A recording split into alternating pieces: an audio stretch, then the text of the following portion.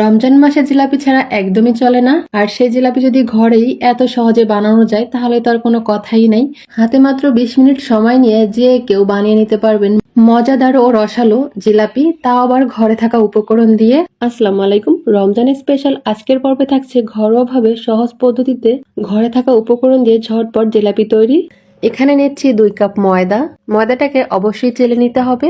এখানে 1 চা চামচের একটু কম বেকিং সোডা আছে। এখন সবকিছু চেলে নিব। এখানে দিচ্ছি হাইড্রোস। দেখতে অনেকটা বেকিং সোডার মতো বা বেকিং পাউডার মতো হলেও এটার নাম হাইড্রোস।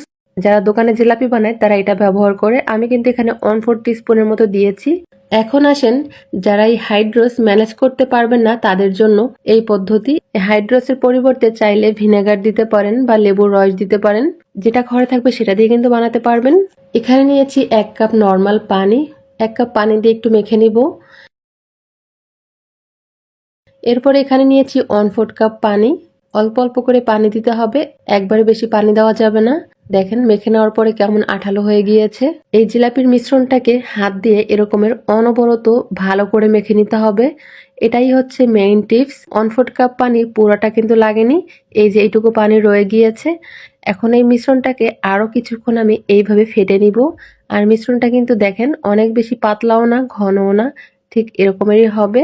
এই যে মিশ্রণটাকে আমি মেখে নিয়েছি, আর মেখে নেওয়ার পরে ঠিক এরকমের হয়েছে। এখন এই মিশ্রণটাকে একটা বোতলে ভরে নিব। চাইলে কিন্তু পানির বোতলও নিতে পারেন। মুখটা একটা লোহা দিয়ে বা কিছু একটা দিয়ে ছিদ্র করে নেবেন। এখানে রেডিমেড কেনা বোতল ব্যবহার করছি। মিশ্রণটা বোতলে নিয়ে নিয়েছি। এখন মুখটাকে আটকে চলে যাব চুলায়। এবার জিলাপির শিরাটা বানিয়ে নিব। এখানে দিয়ে দিচ্ছি 1.5 কাপ চিনি আর 1/2 কাপ পানি। এরপর দিয়ে দিলাম 5টা-6টা এলাচ থেতো করে। এখানে দিয়ে দিচ্ছি 1 চা চামচের মতো লেবুর রস। নেড়েচেড়ে এটাকে জাল করে নিব। বলক চলে আসার পরে এখানে দিয়ে দিচ্ছি 1/4 টিস্পুনের মতো অরেঞ্জ ফুড কালার। এটাও অপশনাল, তবে দিলে সুন্দর একটা কালার আসবে। বলক চলে আসার পরে 1 মিনিটের মতো জাল করে নিব। বেশিক্ষণ জাল করতে হবে না। শিরাটা রেডি হয়ে গিয়েছে, এখন নামিয়ে নিব। এখানে প্যানে কিছুটা তেল ভালো করে গরম করে নিয়েছি। ছোট ছিদ্রওয়ালা বোতল নিয়েছি যাতে জিলাপিগুলো একটু পাতলা পাতলা চিকন চিকন হয়। ওই জিলাপিগুলো খেতে কিন্তু বেশি ভালো লাগে। ফুলে ওঠার পরে সাইড করে দিতে হবে। ফাঁকা জায়গায় আবার একটা দিয়ে দিব। এইভাবে করে সবগুলো জিলাপিকে ভেজে নিব। জিলাপি ভাজা হয়ে গেলে তুলে এই গরম জিলাপিটাই ঠান্ডা শিরার মধ্যে দিতে হবে। এইভাবে জিলাপিগুলো শিরার মধ্যে 2-3 মিনিট রেখে দিব। আবারও একবার জিলাপি ভেজে নিব। এইভাবে সবগুলো জিলাপিকে ভেজে নিব। জিলাপিগুলো ফুলে ওঠার সাথে সাথে উল্টে দিয়ে সাইড করে রেখে আবারও নতুন করে জিলাপি দিতে হবে। এরপর উল্টে পাল্টে ভেজে নিব চুলার আঁচ মিডিয়ামে রেখে।